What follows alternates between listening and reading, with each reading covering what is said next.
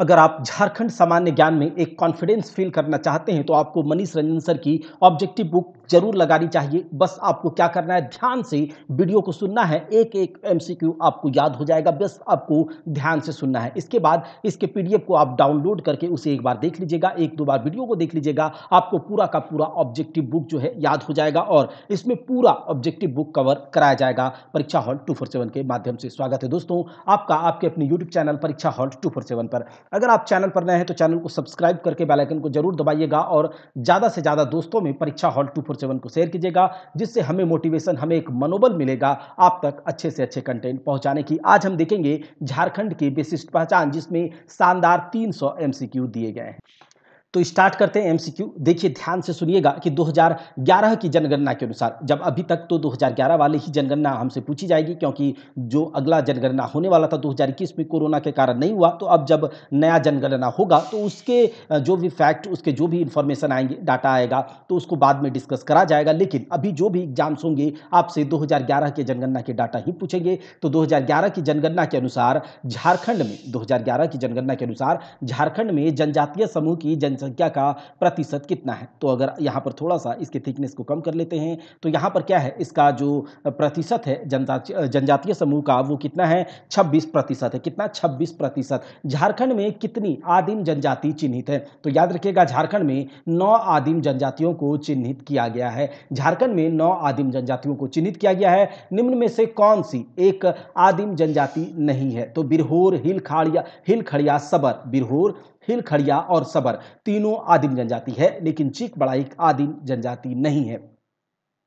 निम्न में से कौन सी एक आदिम जनजाति है? ठीक है, ऊपर में था कि कौन सी आदिम जनजाति नहीं है, अब पूछा जा रहा है कि कौन सी एक आदिम जनजाति है। तो परहिया आदिम जनजाति है, बाकी महली तथा लोहरा और करमाली ये सब आदिम जनजाति के अंतर्गत नहीं आती है। तो हमें अभी तक कितने, 4 आदिम जनजातियों के बारे में देख लिया। बिरहोर, हिलखड़िया, सबर और परहैया जो है 4 आदिम जनजाति, जिसमें कि हम जानते हैं 9 आदिम जनजातियों को चिन्हित किया गया, जिसमें 4 का नाम आप याद रखिएगा, बिरहोर, हिलखड़िया, सबर और परहैया। 2011 की जनगणना के अनुसार झारखंड का भारत में जनजातीय दृष्टि से कौन सा स्थान है? तो याद रखिएगा चौथा स्थान है। कितना, चौथा। 2011 की जनगणना के अनुसार झारखंड का भारत में जनजातीय दृष्टि से चौथा स्थान है। झारखंड में जनजातीय समूह की खेती को किस नाम से जाना जाता है? तो झारखंड में जनजातीय समूह की खेती को कुरवा के नाम से जाना जाता है। झारखंड में जनजातीय समूह की खेती को कुरवा के नाम से जाना जाता है। निम्नलिखित में से किस जनजाति को शिल्प में महारत हासिल है? तो महली जनजाति को शिल्प में महारत हासिल है, याद रखिएगा।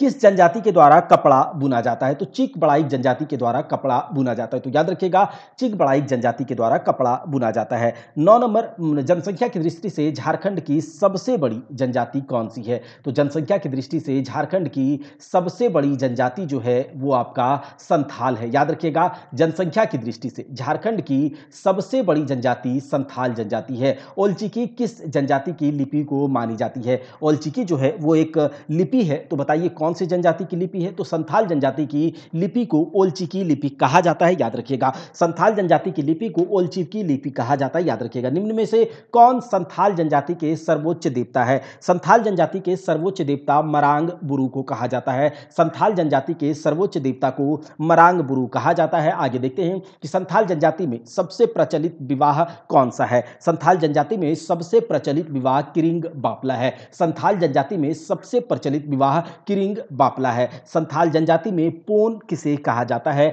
तो संथाल जनजाति में पोन वधु मूल्य को कहा जाता है। जो वधु यानी कि जो दुल्हन होती है उसको जो मूल्य दिया जाता है तो वधु मूल्य को पोन कहा जाता है। संथाल जनजाति में वधु मूल्य को पोन कहा जाता है। संथाल जनजातीय शासन व्यवस्था में ग्राम प्रधान को किस नाम से जाना जाता है? तो ग्राम प्रधान को मांझी के नाम से जाना जाता है। संथाल जनजातीय शासन व्यवस्था में ग्राम प्रधान को मांझी के नाम से जाना जाता है। संथाल समाज में गुड़ैत का काम क्या होता है? तो संथाल समाज में गुड़ैत जो होता है एक संदेशवाहक की तरह काम करते हैं। संथाल समाज में जो गुड़ाइत होता है वो एक संदेशवाहक की तरह काम करते हैं, इसे भी याद रख लीजिएगा, संदेशवाहक की तरह ये काम करते हैं। आगे देख लेते हैं कि संथाली समाज में बिरलाह क्या होता है? तो संथाली समाज में बिरलाह का मतलब होता है एक प्रकार का सामाजिक बहिष्कार। क्या होता है? एक प्रकार का सामाजिक बहिष्कार होता है बिरलाह। आगे देख लेते हैं कि जो निम्न में से प्रचलित किस जनजाति में पसरी प्रथा प्रचलित है? तो पसरी प्रथा जो है वो आपका उरांव जनजाति में प्रचलित है। पसरी प्रथा उरांव जनजाति में प्रचलित है। देखिए यहाँ पर हम लोग डिटेल में इसको एनालिसिस नहीं करेंगे क्योंकि बहुत से एमसीक्यूज हैं और उसको करने में थोड़ा टाइम लगेगा, तो आप केवल एमसीक्यू यहाँ से ध्यान ले लीजिए, याद कर लीजिए। जब डिटेल में जनजातियों को पढ़ेंगे, जब झारखंड जीके को डिटेल में कर रहे हैं और करेंगे पूरा, तो वहाँ से सारा कुछ क्लियर हो जाएगा। तो देखिए निम्न में से किस जनजाति में पसरी प्रथा, तो याद रख लीजिए बस कि जो उरांव जनजाति में पसरी प्रथा प्रचलित है। किसमें? उरांव जनजाति में पसरी प्रथा प्रचलित है। आगे देख लेते हैं कि जो उरांव समाज में युवा गृह को धूमकुड़िया के नाम से जाना जाता है। उरांव समाज में युवा गृह को धूमकुड़िया के नाम से जाना जाता है। लड़कियों की धूमकुड़िया को किस नाम से जाना जाता है? तो लड़कियों की धूमकुड़िया को पेल एरेपा के नाम से जाना जाता है।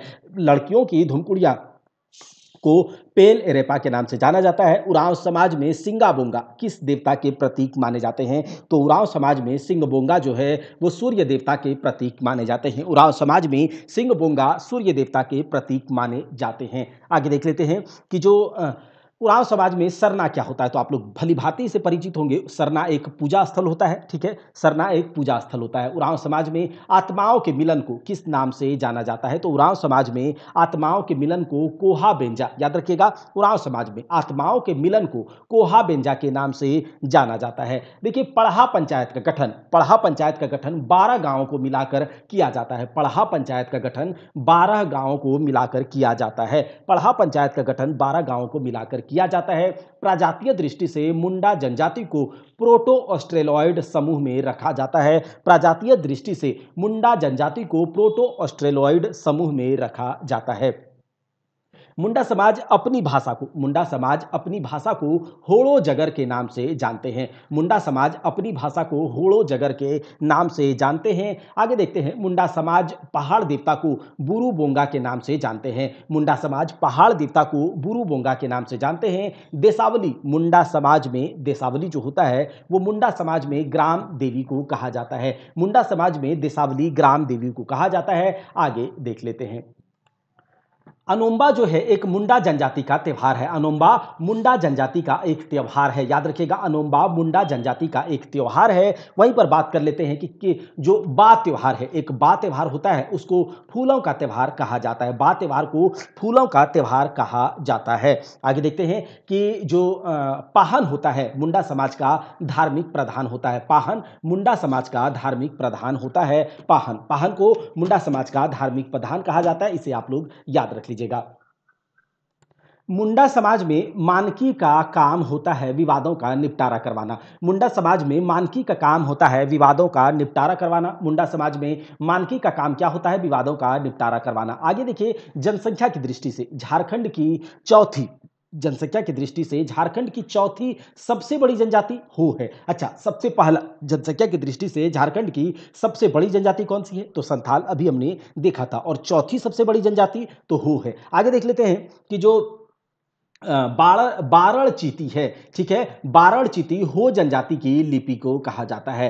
हो जनजाति की लिपि को बारड़ चीती कहा जाता है। आगे देखिए, इली, इली जो है वह हो जनजाति का एक प्रचलित पेय पदार्थ है, पीने वाला पदार्थ है। इली हो जनजाति का एक प्रचलित पेय पदार्थ है। हो जनजाति का एक प्रचलित पेय पदार्थ है। देखिए निम्न में से कौन सा एक हो समाज में प्रचलित, तो हो समाज का एक प्रचलित विवाह का प्रकार है अपोरतिपी। ओपोरतिपी हो समाज का एक प्रचलित विवाह का प्रकार है। आगे देखते हैं कि जो हो जनजातीय समाज में वधु मूल्य को, हो जनजातीय समाज में वधु मूल्य को गोनोंग के नाम से जाना जाता है। हो जनजातीय समाज में वधु मूल्य को गोनोंग के नाम से जाना जाता है। निम्नलिखित में से कोलोब जो है, ठीक है, कोलोब एक हो जनजाति का त्यौहार है। कोलोब के बारे में अगर आपसे पूछा जाएगा तो यह एक हो जनजाति का त्यौहार है। हो जनजाति का त्यौहार है। देखिए ओटी बोड़ोम, ओटी बोड़ोम को हो समुदाय का पृथ्वी देवता के रूप में पूजते हैं। याद रखिएगा, हो समाज जो है, हो जनजातियां जो है वो ओटी बोड़ोम को पृथ्वी देवता के रूप में पूजते हैं। ओटी बोड़ोम को पृथ्वी देवता के रूप में पूजते हैं। आगे देखते हैं,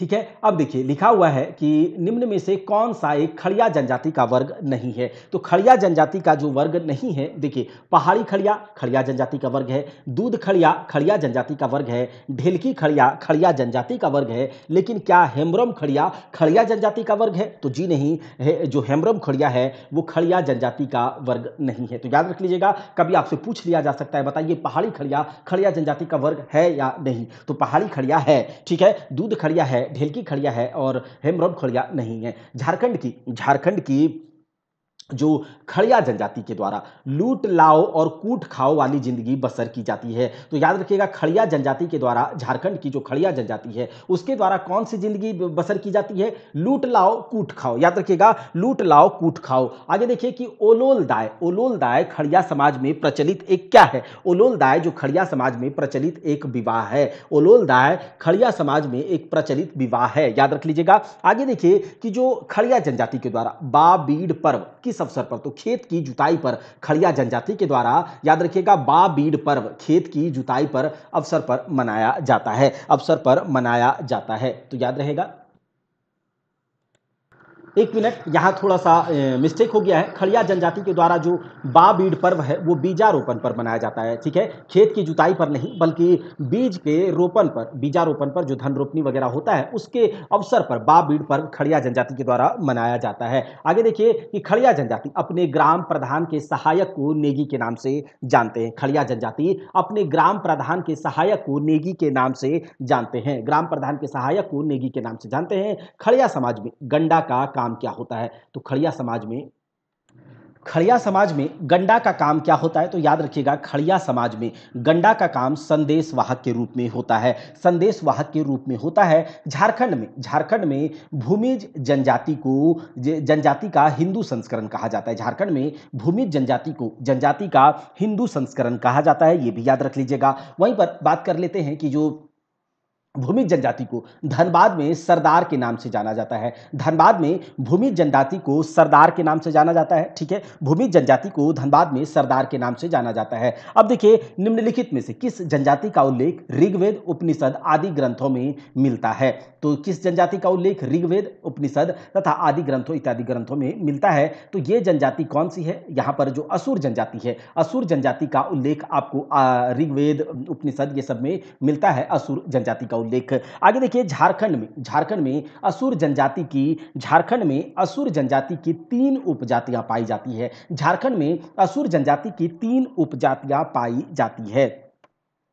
असुर जनजाति सुबह के भोजन को लोलो घोटो जोमकू, असुर जनजाति जो है वो सुबह के भोजन को लोलो घोटो जोमकू के नाम से जानते हैं। असुर जनजाति का पारंपरिक पेशा लोहा गलाना माना जाता है। असुर जनजाति का पारंपरिक पेशा लोहा गलाना माना जाता है। पारस असुर समुदाय में गोत्र के रूप में प्रचलित है। पारस असुर समुदाय में गोत्र के रूप में प्रचलित है।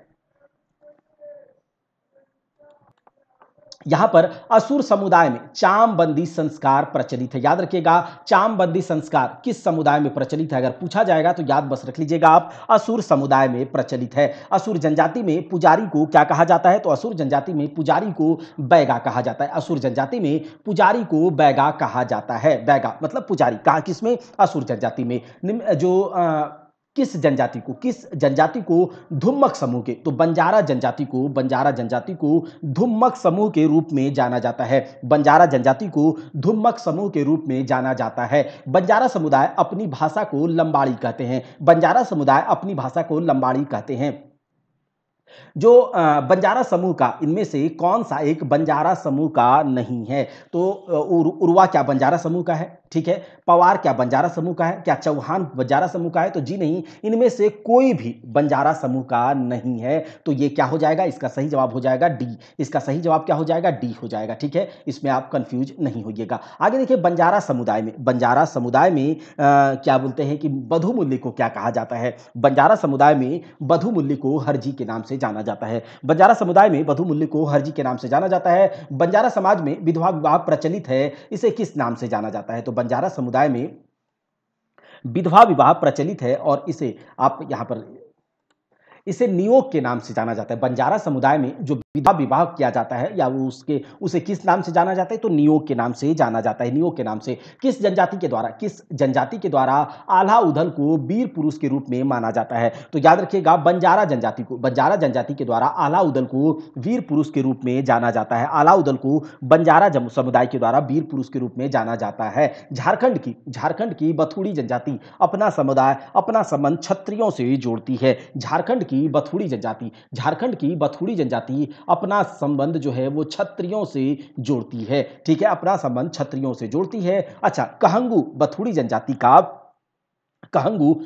जनजाति का एक वाद्य यंत्र है, एक म्यूजिकल इंस्ट्रूमेंट है। याद रखिएगा, कहंगू जो है वो बथुड़ी जनजाति का एक वाद्य यंत्र है। कहंगू बथुड़ी जनजाति का एक वाद्य यंत्र है। अच्छा, निम्न में से या फिर ये कहें सरोल एक बथुड़ी जनजाति का पर्व है। सरोल जो है एक बथुड़ी जनजाति का पर्व है। सरोल बथुड़ी जनजाति का एक पर्व है। आगे देख लेते हैं कि जो किस जनजाति में वर्ग व्यवस्था पाई जाती है, तो याद रखिएगा कि वेदिया जनजाति में वर्ग व्यवस्था पाई जाती है। वेदिया जनजाति में वर्ग व्यवस्था पाई जाती है। देखिए, वेदिया जनजाति का संबंध प्रोटो ऑस्ट्रेलॉइड से है। वेदिया जनजाति का संबंध प्रोटो ऑस्ट्रेलॉइड से है। वेदिया जनजाति के पुरुषों के परंपरागत वस्त्र को करेया के नाम से जाना जाता है। वेदिया जनजाति के पुरुषों के परंपरागत वस्त्र को करेया के नाम से जाना जाता है। याद रख लीजिएगा, करेया के नाम से जाना जाता है। बेदिया समुदाय में विजातीय विवाह को, मतलब समजातीय विवाह नहीं, सजातीय विवाह नहीं, विजातीय विवाह को निषेध माना जाता है, जिसका प्रचलित नाम है ठुकुर छेनी। क्या बेदिया समुदाय में विजातीय विवाह आप नहीं कर सकते, उसको मना किया गया है, उसको स्ट्रिक्टली प्रोहिबिटेड है। ठीक है, मतलब आप उस विवाह को नहीं कर सकते। अच्छा, इसका प्रचलित नाम क्या है? ठुकुर छेनी। क्या है? ठुकुर छेनी। अब देख लेते हैं करटाहा जो है विंध्या समुदाय में प्रचलित क्या है? करटाहा विंध्या समुदाय में, विंध्या समुदाय जो है करटाहा एक गोत्र का नाम है और यह किस समुदाय में प्रचलित है? तो विंध्या समुदाय में। विंध्या जनजाति के लोग वधु मूल्य को किस नाम से जानते हैं? तो विंध्या समुदाय में जनजाति में जो लोग हैं वधु मूल्य को डाली कटाही के नाम से जानते हैं। डाली कटाही के नाम से जानते हैं। अब हम लोग देख लेते हैं आगे। हाँ, निम्नलिखित में से किस जनजाति में हड़िया पीना वर्जित है? तो हड़िया पीना विंध्या जनजाति के लोग हड़िया पीना वर्जित करके रखे हुए हैं। विंध्या जनजाति के धार्मिक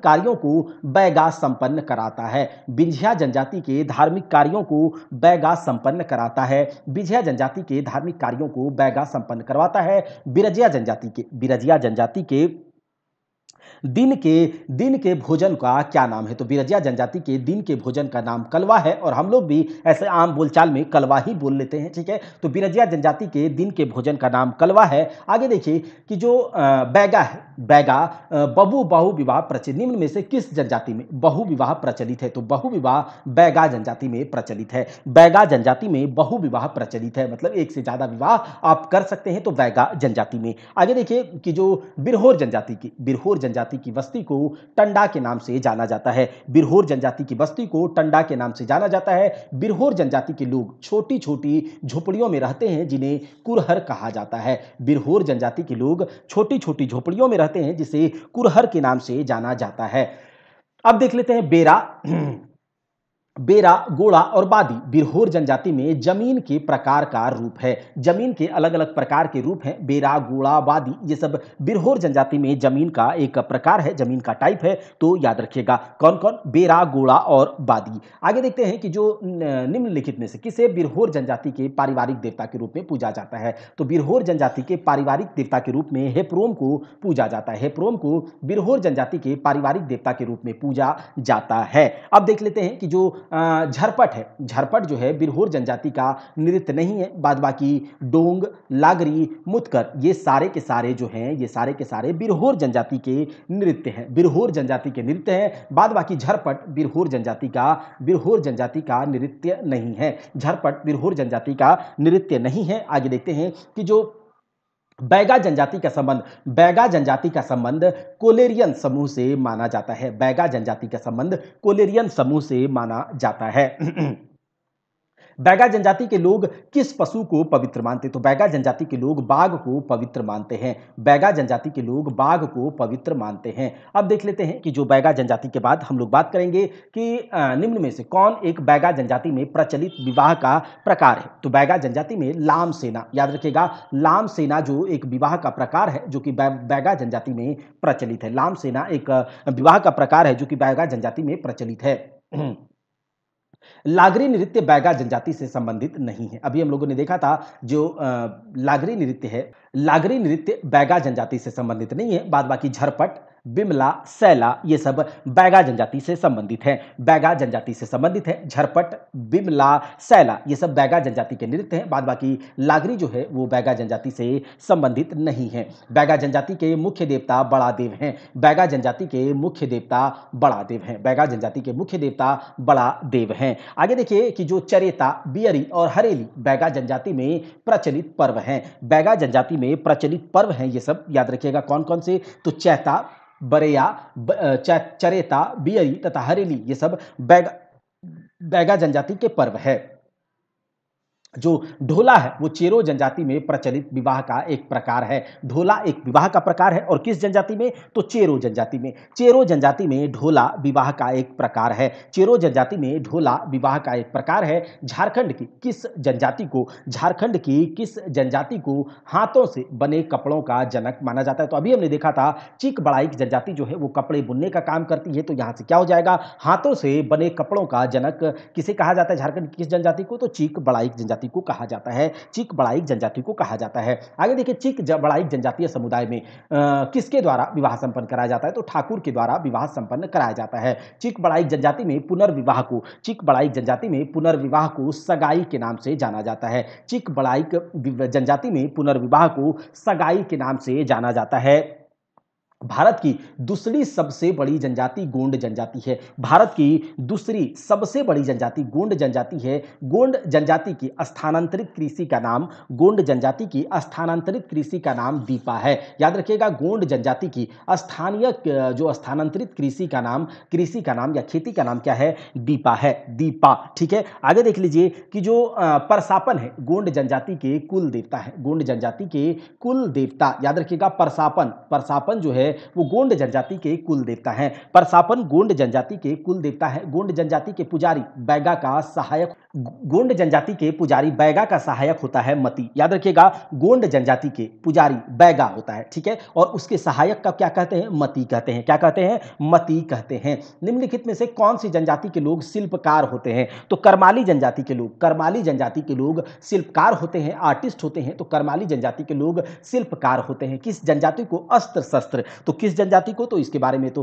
किस जनजाति को अस्त्र शस्त्र बनाने में निपुण माना जाता है? तो करमाली जनजाति को अस्त्र शस्त्र बनाने में निपुण माना जाता है। करमाली जनजाति को अस्त्र शस्त्र बनाने में निपुण माना जाता है। करमाली जनजाति के द्वारा दामोदर नदी को पवित्र माना जाता है। करमाली जनजाति के द्वारा दामोदर नदी को पवित्र माना जाता है। करमाली जनजाति के द्वारा। करमाली जनजाति का पवित्र स्थल क्या कहलाता है? देवूकरी। करमाली जनजाति का पवित्र स्थल देवूकरी कहलाता है। करमाली जनजाति का पवित्र स्थल देवूकरी कहलाता है। आगे देखिए हथुआ। हथुआ करमाली जनजाति में, हथुआ करमाली जनजाति में क्या है? तो हथुआ करमाली जनजाति में वधु मूल्य के रूप में प्रचलित है। हथुआ एक वधु मूल्य का नाम है और यह किस जनजाति में प्रचलित है? तो यह करमाली जनजाति में प्रचलित है। करमाली जनजाति में प्रचलित है। देखिए कंवर समुदाय को, कब? कंवर समुदाय को जो 2003 में अनुसूचित जनजाति की श्रेणी में शामिल किया गया था। यानी कि कंवर जनजाति, कंवर समुदाय जो है 2003 से पहले एसटी नहीं था, शेड्यूल्ड ट्राइब नहीं था, लेकिन कंवर जनजाति 2003 के बाद से शेड्यूल्ड ट्राइब की श्रेणी में शामिल हो गया। आगे देख लेते हैं कि जो कुटमैती प्रथा किस जनजाति में प्रचलित है? तो कुटमैती प्रथा कंवर जनजाति में प्रचलित है, जिसे 2003 में अनुसूचित जनजाति की श्रेणी में शामिल कर लिया गया। आगे देखिए निम्न में से क्या कंवर जनजाति के वधु मूल्य को कहा जाता है? तो कंवर जनजाति के वधु मूल्य को अभी हमने देखा हथुआ कहा जाता है, ठीक है। तो हथुआ एक वधु मूल्य का नाम है और ये किस जनजाति में प्रचलित है? तो कंवर जनजाति में। किसमें? कंवर जनजाति में प्रचलित है। झारखंड के किस जनजाति को लड़ाकू जनजाति कहा जाता है? तो खरवार। झारखंड के खरवार जनजाति को लड़ाकू जनजाति को कहा जाता है। पलामू एवं लातेहार जिले की खरवार जनजाति को 18 हजारी के नाम से जाना जाता है। याद रखिएगा, 18 हजारी खरवार जनजाति का नाम है। और किस जिले के खरवार जनजाति को 18 हजारी कहा जाता है? तो पलामू तथा लातेहार जिले के खरवार जनजाति को 18 हजारी। खरवार जनजाति का परंपरागत पेशा कत्था बनाना रहा है। खरवार जनजाति का जो परंपरागत पेशा या उसका जो ऑक्यूपेशन है वो क्या है? कत्था बनाना। क्या? कत्था बनाना। पान में जो लगाते हैं तो कत्था बनाना वो है। आगे देखिए, खरवार जनजाति की भाषा किस परिवार से? तो खरवार जनजाति की भाषा जो है वो ऑस्ट्रिक परिवार से संबंधित मानी जाती है। ऑस्ट्रिक परिवार से संबंधित मानी जाती है। खरवार जनजाति की जो भाषा है वो ऑस्ट्रिक परिवार से संबंधित मानी जाती है। आगे देखते हैं कि जो खोंड जनजाति की बोली का नाम, खोंड जनजाति की बोली का नाम कोंघी है। क्या? खोंड जनजाति की बोली का नाम कोंघी। याद रखिएगा, कोंघी जो है खोंड जनजाति की बोली का नाम है। मरियाह एक नरबली प्रथा है, वह किस जनजाति में प्रचलित थी? तो मरियाह जो है एक नरबली प्रथा थी और यह खोंड जनजाति में प्रचलित थी। और खोंड जनजाति में जो बोली बोली जाती है उसे कोंघी के नाम से जाना जाता है। और मरिया नाम का नरबली प्रथा वही खोंड जनजाति में प्रचलित थी। आगे देखिए, दोसिया खोंड का निवास स्थान समभूमि या निम्न भूमि है। देसिया खोंड का निवास स्थान समभूमि या निम्न भूमि को कहलाता है। ठीक है। आगे देखिए, खोंड जनजाति में स्थानांतरित खेती को किस नाम से जाना जाता है? तो खोंड जनजाति में स्थानांतरित खेती को पोड़चा के नाम से जाना जाता है। स्थानांतरित खेती को पोड़चा के। और दीपा भी एक तरह का स्थानांतरित खेती है। इसे किस जनजाति में दीपा को स्थानांतरित खेती जाना जाता है? तो बताइएगा कमेंट बॉक्स में। झारखंड की किस जनजाति के द्वारा स्वयं को नगेसिया कहा जाता है? तो झारखंड के किसान जनजाति के द्वारा। याद रखिएगा, झारखंड के किसान जनजाति के द्वारा स्वयं को नगेसिया कहा जाता है। नगेसिया कहा जाता है। किस जनजाति में चढ़हुआ विवाह प्रचलित है? चढ़हुआ जो है एक प्रकार का विवाह व्यवस्था है। और यह किस जनजाति में प्रचलित है? तो किसान जनजाति में। किसान जनजाति में चढ़हुआ विवाह प्रचलित है। चढ़हुआ विवाह किसान जनजाति में प्रचलित है। किसान जनजाति में जब लड़की को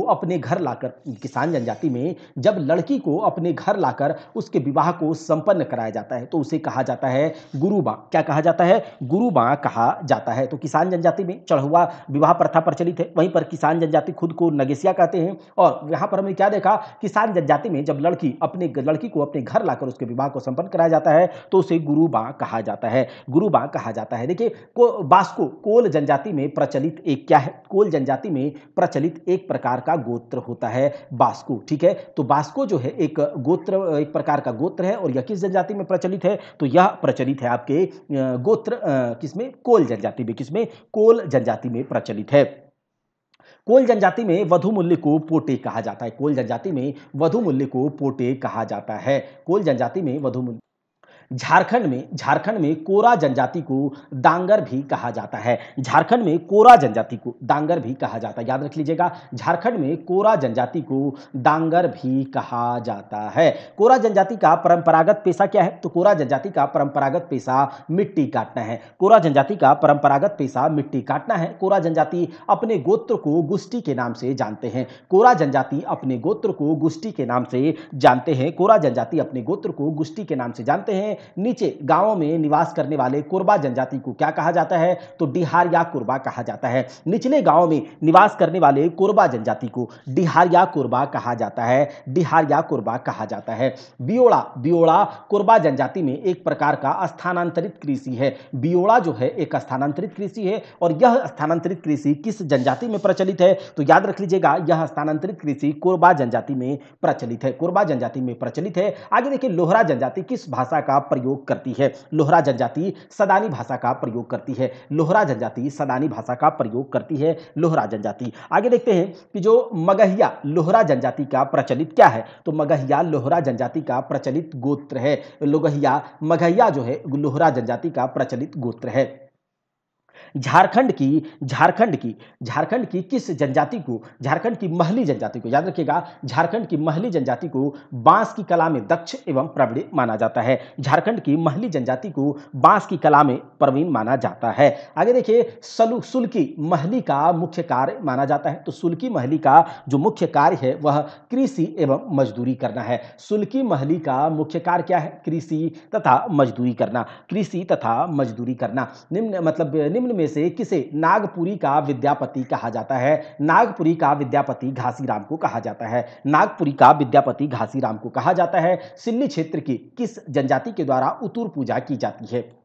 सिल्ली क्षेत्र के महली जनजाति के द्वारा उतुर पूजा करी जाती है। सिल्ली क्षेत्र के महली जनजाति के द्वारा उतुर पूजा की जाती है। निम्नलिखित में से कौन सा? तो निम्नलिखित में से पातर एक माल पहाड़िया जनजाति की भूमि का प्रकार नहीं है। देखिए यहां लिखा है निम्नलिखित में से कौन सा एक माल पहाड़िया जनजाति की भूमि का प्रकार नहीं है। घरबाड़ी माल पहाड़िया की भूमि का प्रकार है। सेम माल पहाड़िया जनजाति की भूमि का एक प्रकार है। टिकुर माल पहाड़िया जनजाति के भूमि का एक प्रकार है। लेकिन पातर जो है वो माल पहाड़िया के जनजाति का भूमि का प्रकार नहीं है। ठीक है, तो याद रख लीजिएगा पातर जो है वो माल पहाड़िया की भूमि का एक प्रकार नहीं है। किस जनजाति में वधु मूल्य के रूप में सुअर देने की प्रथा है? तो याद रखिएगा किस जनजाति में? तो माल पहाड़िया जनजाति में वधु मूल्य के रूप में सुअर देने की प्रथा प्रचलित है। सुअर देने की प्रथा प्रचलित है। बीरू गोसाई को माल पहाड़िया जनजाति के धरती माई के रूप में पूजते हैं। बीरू गोसाई को माल पहाड़िया जनजाति धरती माई के रूप में पूजते हैं।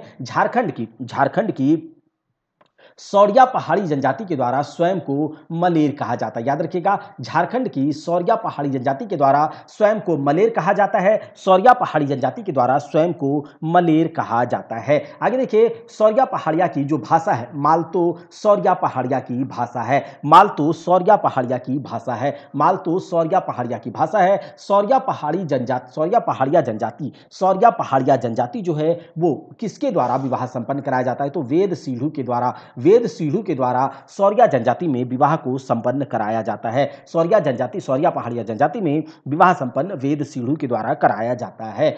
देखिए सौरिया पहाड़ी समुदाय में कोड़वाह प्रचलित है। क्या? एक युवा गृह जो है कोड़वाह एक युवा गृह है और वह किस समुदाय में प्रचलित है? तो सौरिया पहाड़िया समुदाय में कोड़वाह जो है एक युवा गृह है जो कि प्रचलित है। सौरिया पहाड़िया बिल्प गोसाई को किस देवता के रूप में पूजती है? सौरिया पहाड़िया जो है बिल्प गोसाई को चांद देवता के रूप में पूजती है। आगे देखिए निम्नलिखित में से किसके द्वारा सौरिया पहाड़िया जनजाति के धार्मिक कार्यों का संचालन किया जाता है? तो कांदो मांझी के द्वारा याद रखिएगा कांदो मांझी के द्वारा सौरिया पहाड़िया जनजाति के धार्मिक कार्यों का संचालन किया जाता है। सौरिया पहाड़िया द्वारा सलियानी पूजा चैत्र माह में की जाती है। सौरिया पहाड़िया के द्वारा याद रखिएगा सौरिया पहाड़िया का सलियानी पूजा चैत्र माह में किया जाता है। सौरिया पहाड़िया का सलियानी पूजा चैत्र माह में किया जाता है।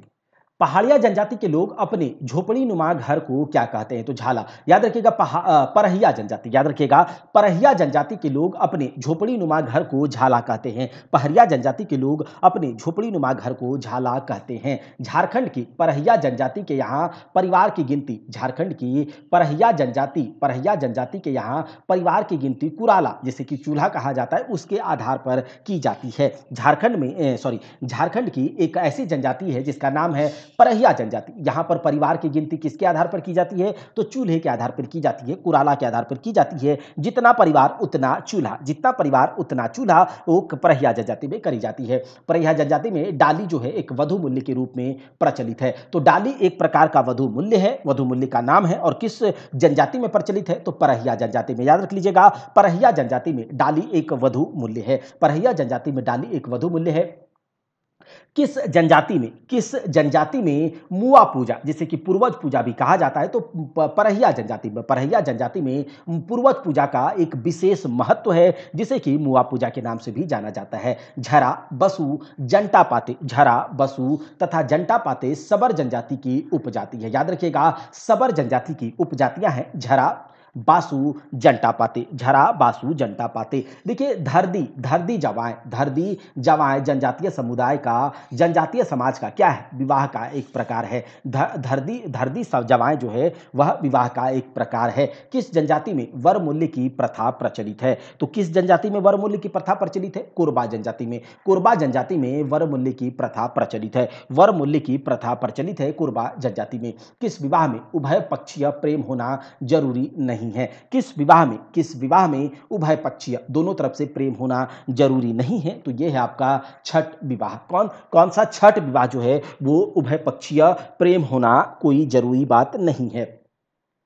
जो बिरहोर जनजाति है उसमें पलायन विवाह की प्रथा प्रचलित है। बिरहोर जनजाति में पलायन विवाह की प्रथा प्रचलित है। बिरहोर जनजाति में पलायन विवाह की प्रथा प्रचलित है। आगे देखिए, एक लड़के की शादी दूसरे परिवार के लड़की से और दूसरे परिवार की लड़की की शादी पहले परिवार के लड़की से संपन्न हो तो उस विवाह को क्या कहा जाता है? उस विवाह को कहा जाता है गोलट विवाह। क्या कहा जाता है? हम लोग भी कहते हैं कि गोल्टा कर लिया। जैसे कि दो परिवार है, दो परिवार में, एक परिवार में लड़का लड़की और इसमें भी लड़का लड़की, इस परिवार के लड़का का इस परिवार के लड़की से, इस परिवार के लड़की का इस परिवार के लड़के से, तो इस प्रकार से अगर शादी होता है तो इसे कहा जाता है गोलट विवाह। इसे क्या कहा जाता है? गोलट विवाह कहा जाता है।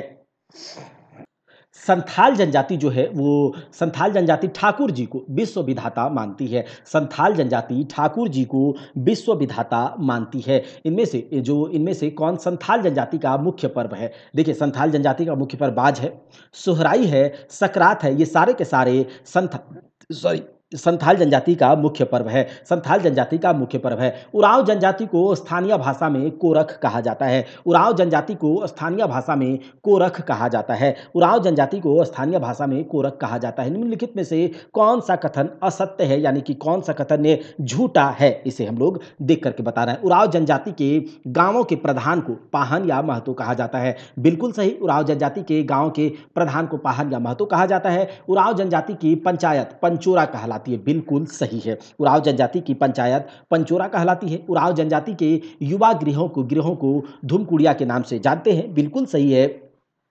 उरांव जनजाति की भाषा को उर्वी कहते हैं। ये सही नहीं है, ये सही नहीं है, बल्कि उरांव जनजाति की भाषा को भी उरांव भाषा ही कहा जाता है। कहीं कहीं इसे कुड़ुक के नाम से भी जाना जाता है। तो याद रखिएगा, उरांव जनजाति की भाषा को उरांव भाषा या फिर कुड़ुक भाषा कहा जाता है, लेकिन उरांव जनजाति की भाषा को उर्वी नहीं कहा जाता, इसीलिए ये गलत हो जाएगा, ये असत्य है। आगे देखिए, 149 नंबर का क्वेश्चन जो दिया गया है यहाँ पर, उरांव जनजाति धर्मा नाम के ईश्वर की आराधना करती है। उरांव जनजाति धर्मा नाम के ईश्वर की आराधना करती है। उरांव जनजाति धर्मा नाम के ईश्वर की आराधना करती है। अब यहाँ देखिए, निम्नलिखित में से कौन सा कथन असत्य है? तो मुंडा जनजाति अपने को हेरको कहती है। बिल्कुल सही है, मुंडा जनजाति अपने को हेरको कहती है। मुंडा जनजाति के युवा गृह को गति ओरा कहा जाता है। मुंडा जनजाति के युवा गृह को गति ओरा कहा जाता है। बिल्कुल सही। मुंडा जनजाति के पवित्र स्थल को सरना कहा जाता है। बिल्कुल सही। मुंडा जनजाति के पंचायत स्थल को क्या कहते हैं? पंचना कहते हैं? नहीं, मुंडा जनजाति के पंचायत स्थल को पंचना नहीं कहते हैं, ये गलत है।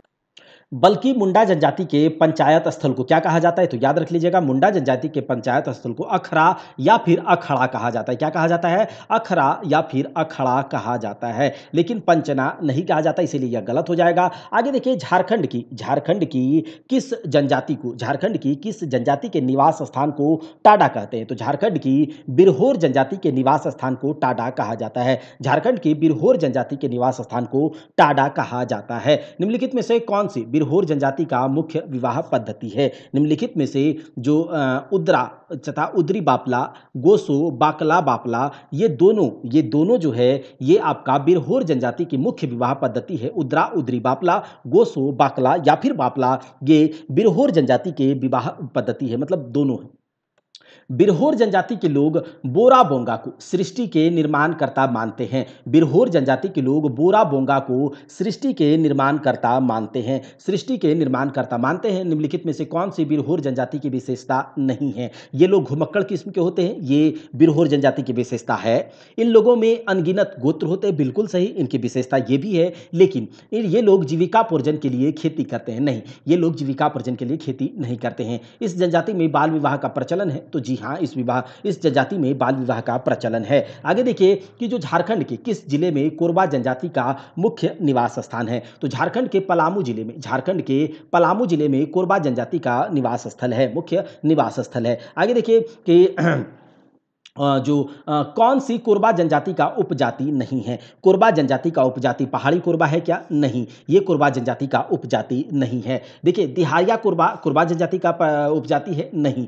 पाहिया कोरबा जनजाति का उपजाति है? नहीं। तो इसका मतलब है उपयुक्त सभी कोरबा जनजाति की उपजाति नहीं है। ये कंफ्यूज नहीं होना है कि पहाड़ी कोरबा है तो कोरबा जनजाति का उपजाति होगा, ऐसा नहीं है। पहाड़ी कोरबा, दिहारिया कोरबा, पाहिया कोरबा, ये सारे के सारे कोरबा जनजाति की उपजातियां नहीं है। निम्नलिखित निम्नलिखित में से कौन सी असुर जनजाति की उपजाति है? ठीक है, तो असुर जनजाति की उपजाति कौन सी है? वीर असुर असुर जनजाति की उपजाति है, बिरजिया असुर असुर जनजाति की उपजाति है, अगसिया असुर असुर जनजाति की उपजाति है। लेकिन सॉरी, ये तीनों के तीनों जो है असुर जनजाति की उपजातियां हैं, याद रख लीजिएगा। फिर से एक बार मैं बोल देता हूं, वीर असुर, बिरजिया असुर तथा अगसिया असुर, ये सारे के सारे आपके असुर जनजाति की उपजातियां हैं, असुर जनजाति की उपजातियां हैं। झारखंड के निम्नलिखित में से किस जनजाति को कतिपय विद्वानों ने विश्व का प्रथम आयरन स्मेल्टर कहा है? तो विश्व का प्रथम आयरन स्मेल्टर, आयरन लोहे को गलाने वाले कौन हैं? असुर जनजाति के लोग, असुर जनजाति के लोग। अब हम देखेंगे झारखंड के कुछ प्रमुख पर्व त्योहार के बारे में, प्रमुख पर्व त्योहार के बारे में। सबसे पहले कि जो मंडा पर्व है, मंडा पर्व को अक्षय तृतीया के दिन मंडा पर्व को मनाया जाता है। याद रखिएगा, मंडा पर्व को झारखंड में अक्षय तृतीया के दिन मनाया जाता है, अक्षय तृतीया के दिन मनाया जाता है। देखिए, कदलेटा पर्व के संबंध में यह मान्यता है कि इसे मनाने से फसलों में कोई रोग नहीं होता है। कदलेटा पर्व एक प्रकार का पर्व है जो कि जिसके मनाने से यह ऐसी मान्यता है कि इसमें कोई फसलों का आगे चल करके रोग नहीं होगा, तो कदलेटा पर्व मनाया जाता है। देखिए, निम्नलिखित में से कौन सा पर्व भाई बहन के पर्व के प्रेम को प्रदर्शित करता है? तो आप लोग इसके बारे में भली भांति परिचित होंगे, कर्मा पूजा। 7 प्रकार के अनाज से तैयार प्रसाद किस पर्व के अवसर पर लोगों को दिया जाता है? तो ये सोहराय के अवसर पर दिया जाता है। 7 प्रकार के अनाज से तैयार किया गया प्रसाद जो है पखवा। ठीक है, आगे देखिए कि जो सोहराय पर्व किस माह में मनाया जाता है? तो आप लोग जानते होंगे इसे, सोहराय पर्व कार्तिक के महीने में मनाया जाता है और इस पर्व में 7 प्रकार के अनाज से तैयार किया गया प्रसाद पखवा दिया जाता है सोहराय पर्व के अवसर पर। सोहराय पर्व कार्तिक महीने में मनाया जाता है, सोहराय पर्व कार्तिक महीने में मनाया जाता है। वहीं पर जनी शिकार पर्व कितने वर्षों के अंतराल पर मनाया जाता है? तो जनी शिकार पर्व जो है वो 12 वर्ष के अंतराल पर मनाया जाता है, 12 वर्ष के अंतराल पर मनाया जाता है। बहुरा एक प्रकार का पर्व है, बहुरा को राज बहरलक के नाम से भी जाना जाता है।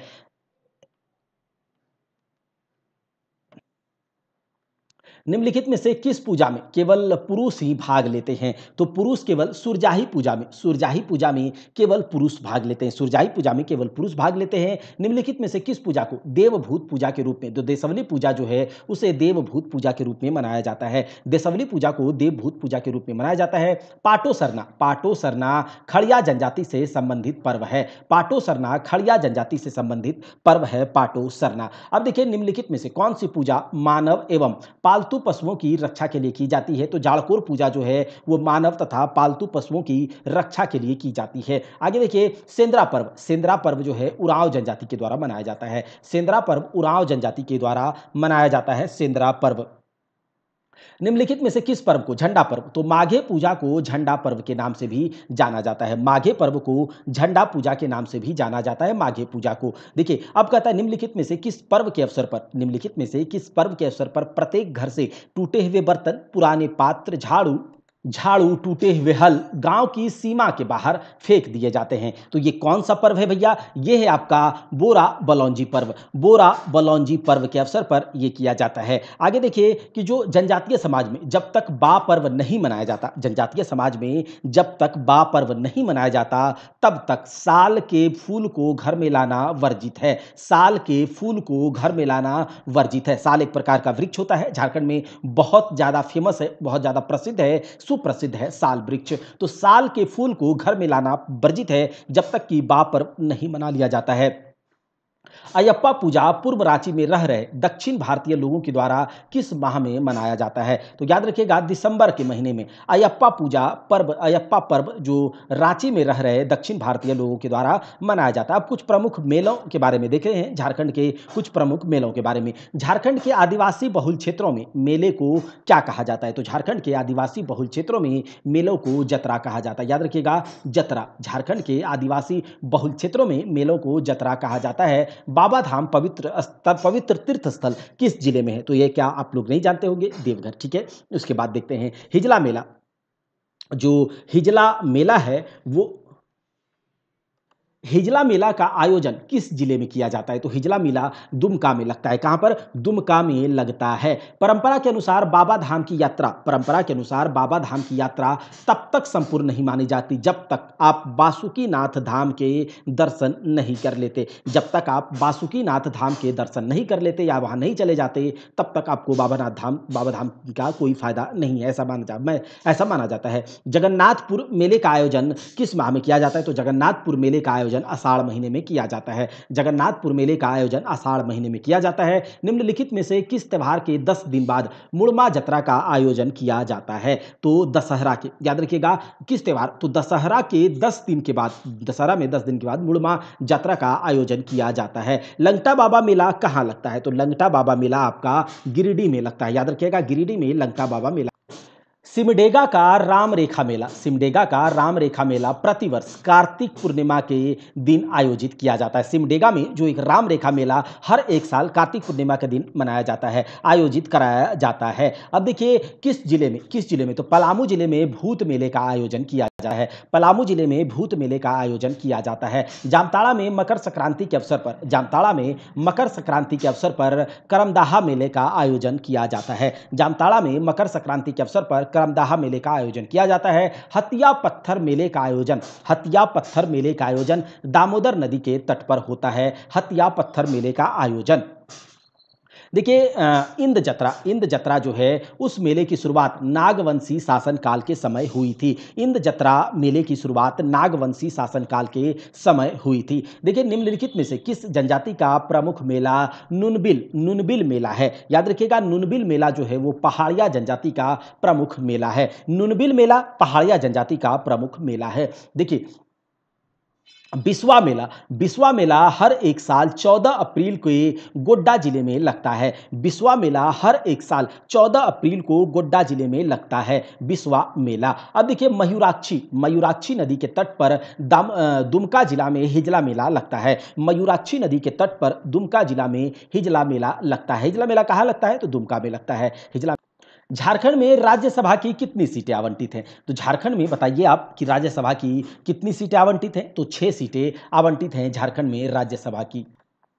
लोकसभा के लिए झारखंड में अनुसूचित जनजाति के लिए 5 सीटें आरक्षित है। अनुसूचित जनजाति यानी कि एसटी शेड्यूल्ड ट्राइब के लिए लोकसभा में 5 सीटें रिजर्व्ड है। क्या है? 5 सीटें रिजर्व हैं। पलामू झारखंड की एकमात्र लोकसभा सीट है जो अनुसूचित जाति के लिए रिजर्व्ड है। पलामू झारखंड का एकमात्र लोकसभा सीट है जो कि अनुसूचित जाति यानी कि शेड्यूल्ड कास्ट, अनुसूचित जाति के लिए क्या है? आरक्षित है, रिजर्व्ड है। आगे देखिए कि जो भारतीय संविधान के अनुच्छेद 157 के में राज्यपाल के पद की योग्यताएं निर्धारित की गई है। झारखंड क्या बोलते हैं, भारतीय संविधान के अनुच्छेद 157 में राज्यपाल के पद के लिए योग्यताएं निर्धारित की गई हैं।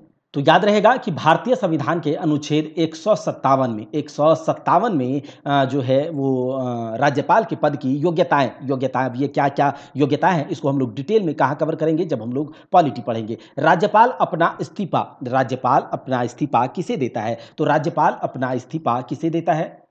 राज्यपाल अपना त्याग पत्र जो है, इस्तीफा जो है वो राष्ट्रपति को देता है। किसे? राष्ट्रपति को देता है। और यहाँ पर आप इसे जान सकते हैं कि संविधान के अनुच्छेद 156, संविधान के अनुच्छेद आर्टिकल 156(2) में के अधीन राज्यपाल राष्ट्रपति को संबोधित करके अपना हस्ताक्षर सहित लेख त्याग पत्र दे सकता है। तो याद रखिएगा राज्यपाल अपना इस्तीफा राष्ट्रपति को देता है संविधान के आर्टिकल 156(2) के अनुसार। संविधान के अनुच्छेद आगे देख लेते हैं कि संविधान के अनुच्छेद 164 के अनुसार, संविधान के अनुच्छेद 164 के अनुसार राज्यपाल मुख्यमंत्री की सलाह पर मंत्रिपरिषद के सदस्यों की नियुक्ति करता है। विधान परिषद के लिए राज्यपाल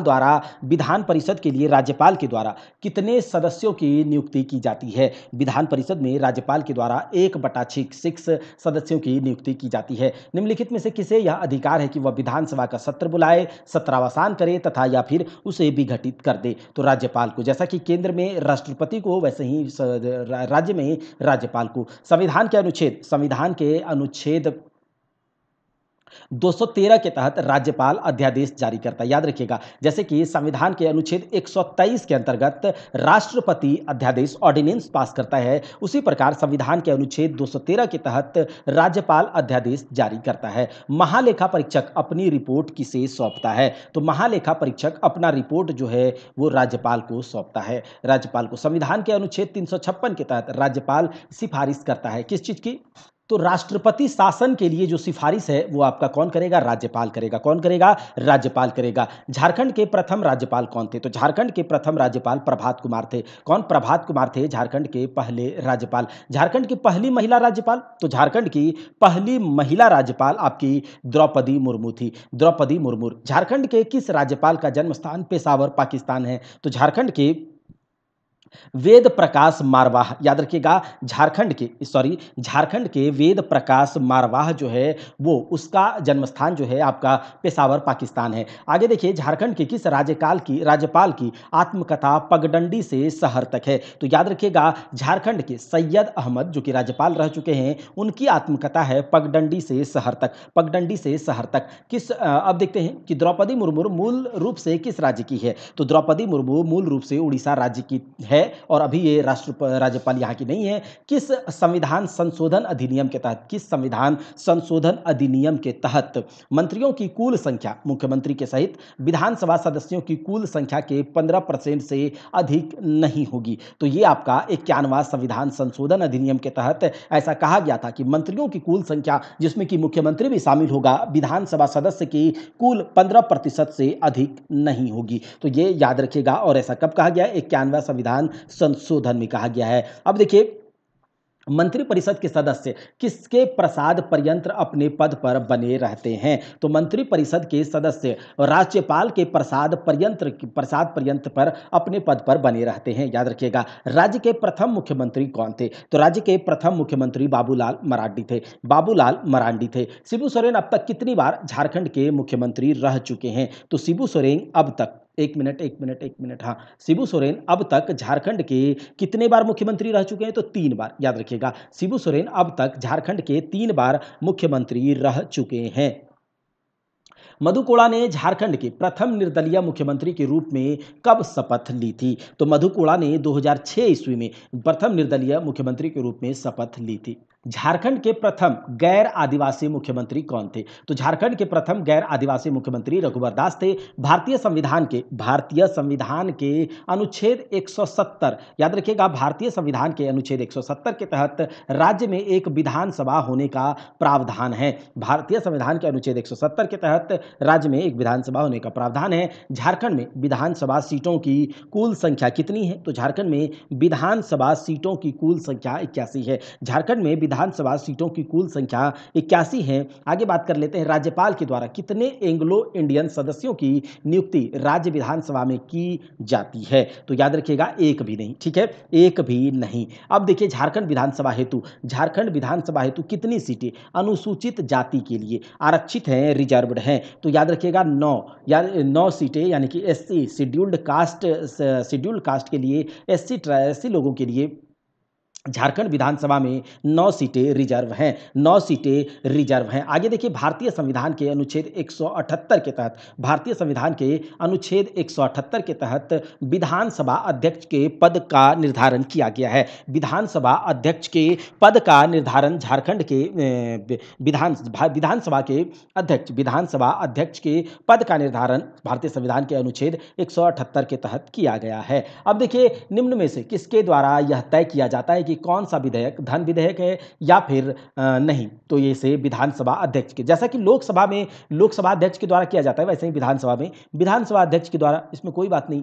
धन विधेयक को विधान परिषद द्वारा कितने दिनों में पारित करना अनिवार्य होता है? देखिए, विधान परिषद और विधानसभा, हर एक राज्य में विधान परिषद नहीं होता है। ठीक है, जैसे कि अभी 6 राज्यों में विधान परिषद है, तो ये जैसे कि केंद्र में आपका राज्यसभा है, उसी प्रकार से राज्य में आपका विधान परिषद होता है, और राज्य में विधानसभा, उसी प्रकार से केंद्र में लोकसभा होता है। तो ये आप लोग जानते ही होंगे। तो देखिए, जो धन विधेयक है उसको विधान परिषद के द्वारा कितने दिनों में पारित करना अनिवार्य है, नहीं तो वह स्वतः पारित मान लिया जाता है। तो 14 दिनों के अंदर, जैसा कि लोकसभा राज्यसभा केंद्र स्तर पर वैसे ही राज्य स्तर पर भी। ठीक है, संविधान के अनुच्छेद 214 में प्रावधान है कि संविधान के तहत 214 में प्रावधान है कि राज्य में हाई कोर्ट होगा। जैसे कि 100 संविधान के अनुच्छेद 124 के तहत सुप्रीम कोर्ट की व्यवस्था है, उसी प्रकार से संविधान के अनुच्छेद 214 में हाई कोर्ट की, राज्य में एक हाई कोर्ट की व्यवस्था करी गई है, हाई कोर्ट की व्यवस्था करी गई है। राज्य के उच्च न्यायालय हाई कोर्ट के मुख्य न्यायाधीश की नियुक्ति कौन करता है? तो राष्ट्रपति करता है, याद रखिएगा। राज्य के हाई कोर्ट के मुख्य न्यायाधीश की नियुक्ति कौन करता है? मुख्य न्यायाधीश की यहां बात हो रही है, तो वो करता है आपका राष्ट्रपति।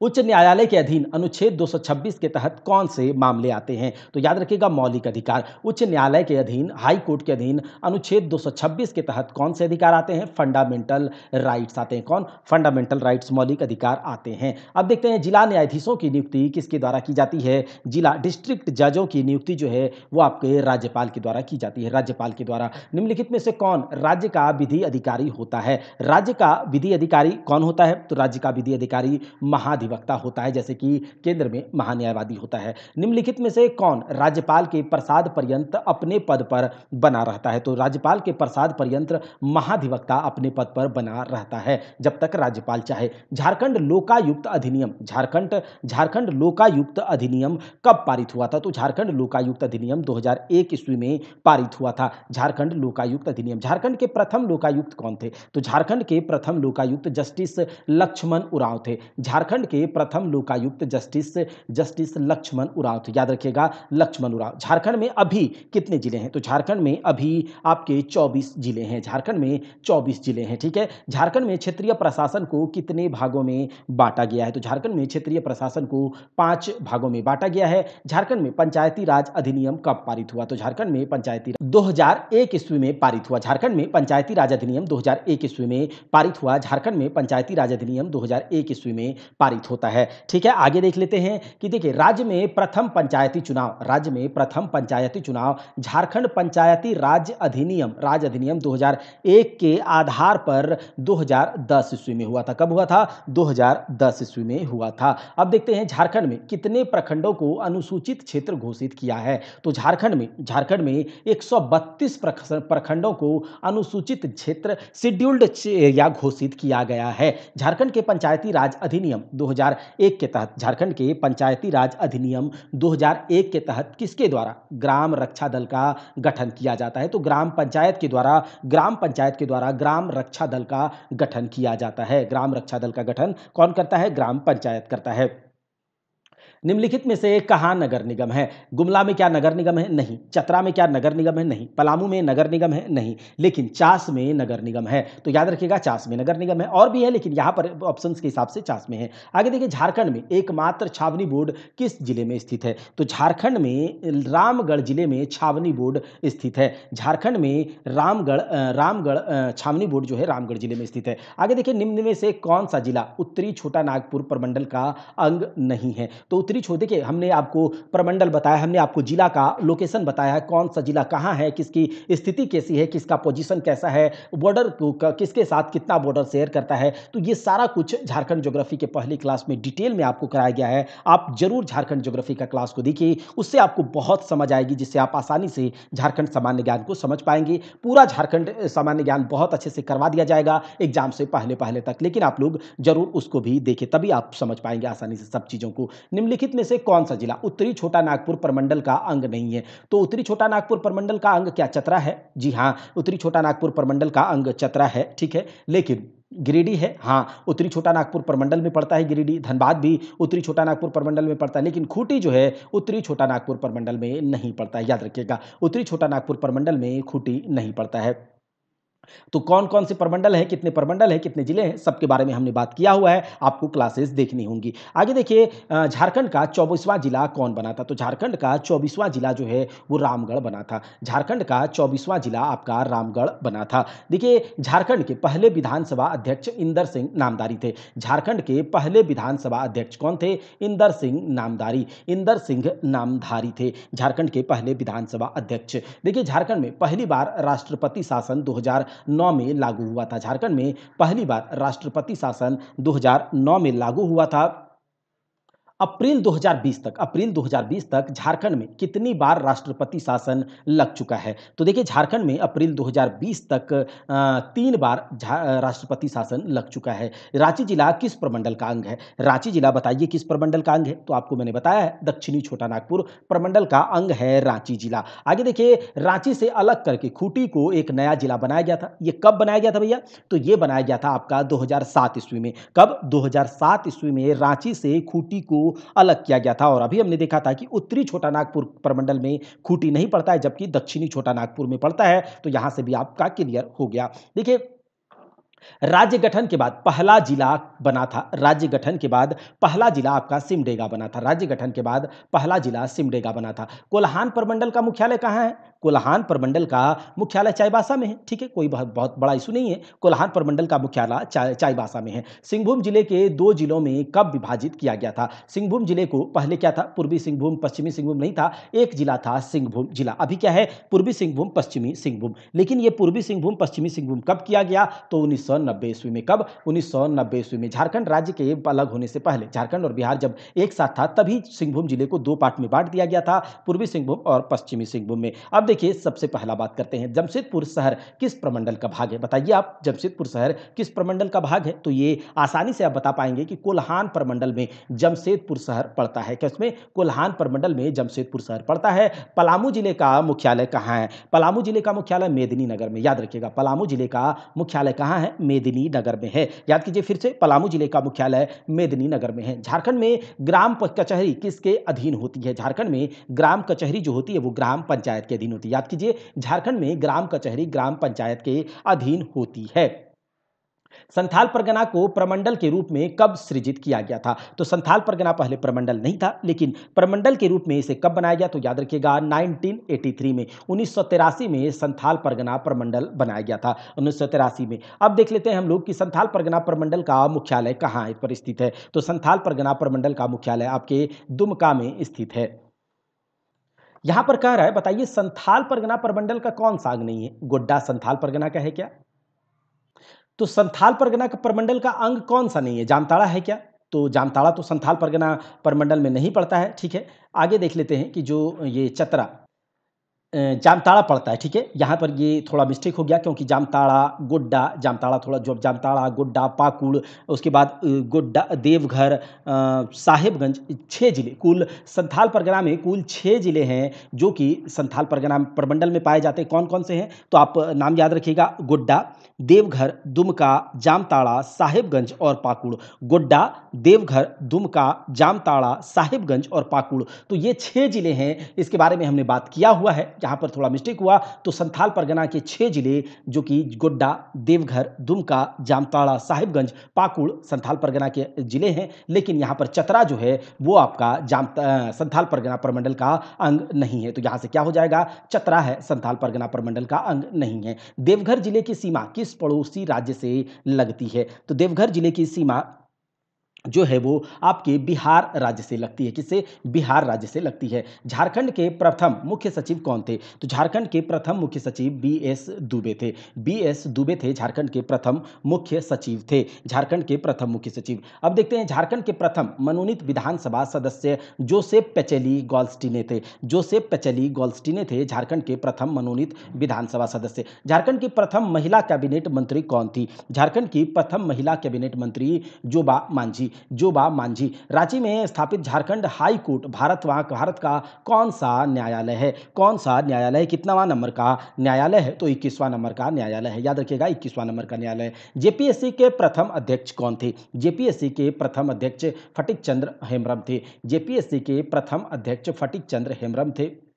आगे देख लेते हैं, झारखंड में अनुमंडल पदाधिकारी, झारखंड में अनुमंडल पदाधिकारी के निम्नलिखित में से कौन सी शक्ति प्राप्त है? तो झारखंड में अनुमंडल पदाधिकारी का विधि प्रशासन उसके हाथों में है। ठीक है, कानून वगैरह का, रेवेन्यू प्रशासन उसके हाथ में होता है, विकास प्रशासन उसके हाथ में होता है। तो उपयुक्त सभी सारे के सारे प्रशासन, सारे के सारे एडमिनिस्ट्रेटिव, चाहे वो लॉ से रिलेटेड हो, रेवेन्यू से रिलेटेड हो, डेवलपमेंट से रिलेटेड हो, अनुमंडल पदाधिकारी को प्राप्त है। तो याद रखिएगा, उपयुक्त सभी। आगे देख लेते हैं कि झारखंड में सर्किल अधिकारी जो सीओ है, सर्कल ऑफिसर को निम्नलिखित में से कौन सा दायित्व प्राप्त नहीं है? तो कौन सा दायित्व प्राप्त नहीं है? तो देख लेते हैं इसमें भू राजस्व का दायित्व दिया गया है क्या सीईओ को? तो जी हाँ, दिया गया है। भू रिकॉर्ड का दिया गया है? जी हाँ, दिया गया है। सरकारी व अधिग्रहित भूमि का दायित्व दिया गया? तो जी हाँ, लेकिन जमीन को खरीदना व बेचना वो सीईओ के अंतर्गत में नहीं आता है, सर्कल ऑफिसर के अंतर्गत नहीं आता है।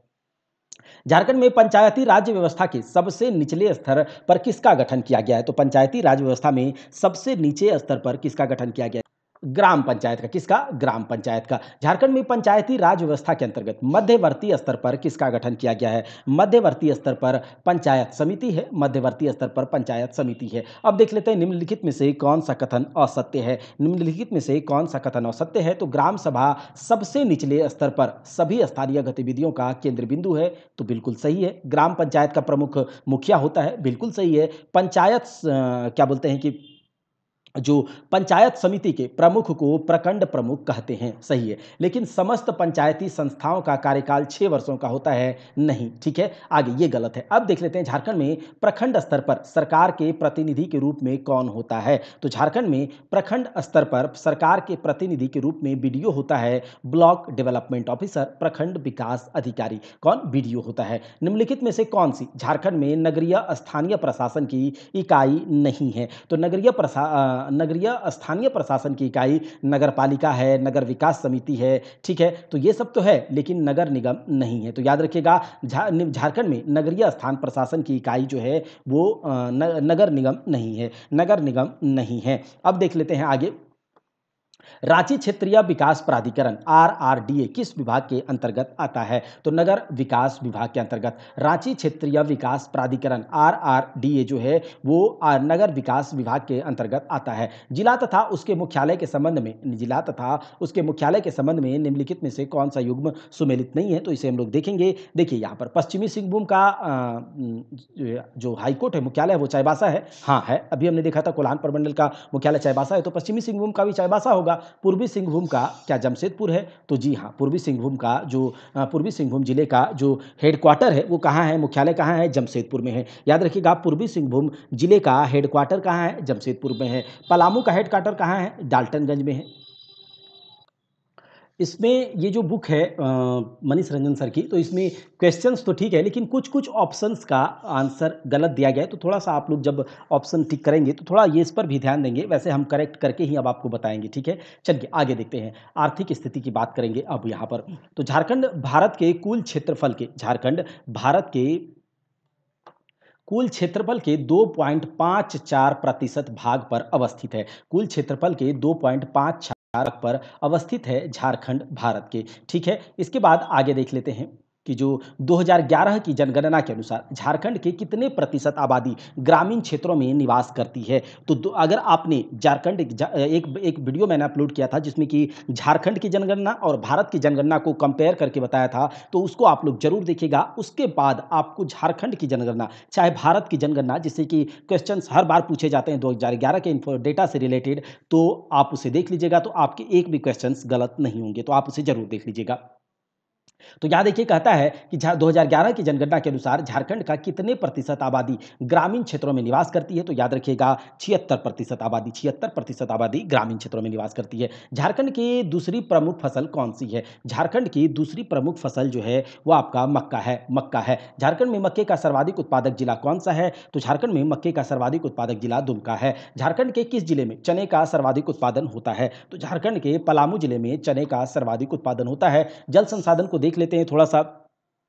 राज्य में सतही जल की उपलब्धता कितनी है? तो राज्य में सतही जल की उपलब्धता 2,56,570, यानी कि ये कह सकते हैं इतना लाख क्यूबिक सेंट घन मीटर है। ठीक है, ये आप देख सकते हैं। अब आगे देखते हैं कि राज्य में उपलब्ध सतह जल का कितना प्रतिशत उपयोग होता है? जो ग्राउंड वाटर है, राज्य में उपलब्ध जितने भी अवेलेबल ग्राउंड वाटर है उतने उसके कितने प्रतिशत का उपयोग होता है? तो उसके 23% का उपयोग होता है। राज्य में कुल शुद्ध बोया गया क्षेत्रफल का कितना प्रतिशत प्रतिशत भाग सिंचित है? तो याद रखिएगा सिंचाई किया गया, कुल बोए गए क्षेत्रफल का कितना प्रतिशत भाग सिंचाई किया गया है? तो ये याद रखिएगा ये आपका है 12.1%। 12.1%। झारखंड में राज्य जल नीति कब लागू की गई थी? झारखंड में राज्य जल नीति 2015 को लागू की गई थी। प्रधानमंत्री सिंचाई योजना कब प्रारंभ की गई थी? तो प्रधानमंत्री सिंचाई योजना 2014 में प्रारंभ की गई थी। मानव संसाधन में अब देखेंगे ह्यूमन रिसोर्सेज में 2011 की जनगणना के आधार पर झारखंड की जनसंख्या का भारत में कौन सा स्थान है? तो 13वां। याद रखिएगा 13वां स्थान है जनसंख्या के आधार पर। राज्य का औसत जनसंख्या घनत्व कितना है? तो राज्य का मतलब हमारे झारखंड राज्य का औसत घनत्व कितना है? तो ये है आपका 414 व्यक्ति वर्ग प्रति वर्ग किलोमीटर। 414 व्यक्ति प्रति वर्ग किलोमीटर। राज्य का सर्वाधिक जन घनत्व वाला जिला एक बार आप देखिए तो राज्य का सर्वाधिक जन घनत्व वाला जिला धनबाद है। राज्य का सर्वाधिक जन घनत्व वाला जिला धनबाद है। निम्नलिखित में से सर्वाधिक आबादी वाला जिला कौन सा है? तो सर्वाधिक आबादी वाला जिला रांची है। सर्वाधिक आबादी वाला जिला रांची है। आगे देखिए राज्य की झारखंड की औसत साक्षरता दर कितने प्रतिशत है? तो झारखंड की औसत एवरेज साक्षरता दर जो है वो 66% है। राज्य की महिलाओं की औसत साक्षरता दर कितने प्रतिशत है? तो आपका वो 55% है। राज्य के किस जिले में सबसे कम साक्षरता दर है? तो राज्य के पाकुड़ जिले में सबसे कम साक्षरता दर है। राज्य के किस जिले में सर्वाधिक लिंगानुपात है? तो राज्य के पश्चिमी सिंहभूम में सर्वाधिक लिंगानुपात है। आगे देख लेते हैं झारखंड में 0 से 6 आयु वर्ष के लिंगानुपात कितना है? 0 से 6 वर्ष के आयु समूह का लिंगानुपात कितना है? तो याद रखिएगा वो आपका 948 है। कितना? 948 है। भारत की कुल आबादी की कितनी प्रतिशत जनसंख्या झारखंड में निवास करती है? तो भारत की कुल आबादी का 2.72% जनसंख्या जो है वो आपके झारखंड में निवास करती है। निम्न में से कौन सा झारखंड का सबसे साक्षर जिला है? तो झारखंड का सबसे साक्षर जिला रांची है। अब हम कुछ पर्यटन के बारे में देख लेते हैं। झारखंड में पर्यटन नीति कब लागू की गई थी? तो झारखंड में पर्यटन नीति 2008 को लागू की। जेटा किस विभाग से संबंधित है? पर्यटन विभाग से संबंधित है। निम्नलिखित में से जो गौतम बुद्ध अभयारण्य है, गौतम बुद्ध अभयारण्य ये आपका कोडरमा जिले में स्थित है। गौतम बुद्ध अभयारण्य कोडरमा जिला में स्थित है। झारखंड की विख्यात छोड़तला शीतलपुर और मलमलपुर की गुफाएं निम्नलिखित में से किस स्थान पर स्थित है? तो ये आपके पालकोट में स्थित है। किसमें? पालकोट में स्थित है। सुप्रसिद्ध जुबली पार्क तथा दलमा हिल निम्नलिखित में से किस जिले में स्थित है? तो आपके जमशेदपुर में स्थित है। किसमें? जमशेदपुर में स्थित है। निम्नलिखित में से क्या धनबाद जिले में स्थित है? तो देख लेते हैं हम लोग कि जो धनबाद जिले में मैथन डैम है, पलटन घाट है, तोपचाची झील या फिर डांगी पहाड़ है। तो ये वाला सवाल का जवाब आपको ऑप्शन में देना है कि धनबाद जिले में कौन सा स्थित नहीं है। ठीक है, धनबाद जिले में कौन सा स्थित नहीं है? मैथन डैम है क्या? जी हाँ, मैथन डैम है। तो हिंट के लिए ये है, तोपचाची झील है। तो ये आपको बताना है ऑप्शन में। ठीक है, अब कमेंट बॉक्स में आगे देखिए, देख लेते हैं हम लोग कि जो निम्नलिखित में से कौन सा पलामू जिले में स्थित पर्यटक स्थल नहीं है? पलामू जिले में स्थित पर्यटक स्थल चियांकी है क्या? तो इसे देख लेते हैं। लोधा जलप्रपात ये भी पलामू में है। तातापानी गरम झील ये भी झरना पलामू में है, लेकिन महादेव पोखर पलामू में नहीं है। ठीक है, आगे देख लेते हैं कि झारखंड का सुप्रसिद्ध कोल्हा कोलेश्वरी पर्वत निम्नलिखित में से किस जिले में स्थित है? तो झारखंड का जो कोल्हा कोलेश्वरी पर्वत है वो आपके चतरा जिले में स्थित है। चतरा जिले में स्थित है। चतरा जिले में स्थित है। देखिए कोडरमा जिले में स्थित पर्यटक स्थल कौन सा है? ध्वजधारी पहाड़, पेट्रो जलप्रपात, जोरासेमर जिले का पूरा अवशेष तथा ये सारे के सारे ये कोडरमा जिले में स्थित है। ये सारे के सारे आपके कोडरमा जिले में स्थित है। अब देख लेते हैं निम्नलिखित में से किस नगर में प्रतिवर्ष गुलाब प्रदर्शनी का आयोजन किया जाता है? तो गुलाब प्रदर्शनी का आयोजन रांची में किया जाता है। हर एक साल गुलाब प्रदर्शनी का आयोजन हर साल रांची में किया जाता है। अब हम लोग देख लेते हैं आगे। हाँ, निम्नलिखित में से कौन सा झारखंड का शिमला के नाम से विख्यात है? तो झारखंड के शिमला रांची को कहा जाता है। निम्नलिखित में से धनबाद जिले का कौन सा पर्यटन स्थल धनबाद जिले में नहीं है? ये बहुत इंटरेस्टिंग है कि जो धनबाद जिले का है लेकिन धनबाद जिले में नहीं है। तो उसे देख लीजिए, मसानजोर डैम। कौन सा? मसानजोर डैम। देखिए धनबाद जिले में नहीं है, तो आपको ये बताना है ऑप्शन में, मैथन डैम होगा या फिर तोपचाची झील होगा, डांगी पहाड़ होगा या मसानजोर। तो ये वाला एक सवाल और एक और मैंने ऊपर में दिया था, कमेंट बॉक्स में आपको जरूर बताना है इसके आंसर को। ठीक है, उसके बाद देखिए रांची स्थित मोहराबादी हिल को अब किस नाम से जाना जाता है? तो रांची स्थित मोहराबादी हिल को अब टैगोर हिल के नाम से जाना जाता है। तो ये पूरा हमने 300 एमसीक्यू को देखा है। इसी प्रकार से आपका पूरा मनीष रंजन सर की जो ऑब्जेक्टिव है उसे कवर करा दिया जाएगा।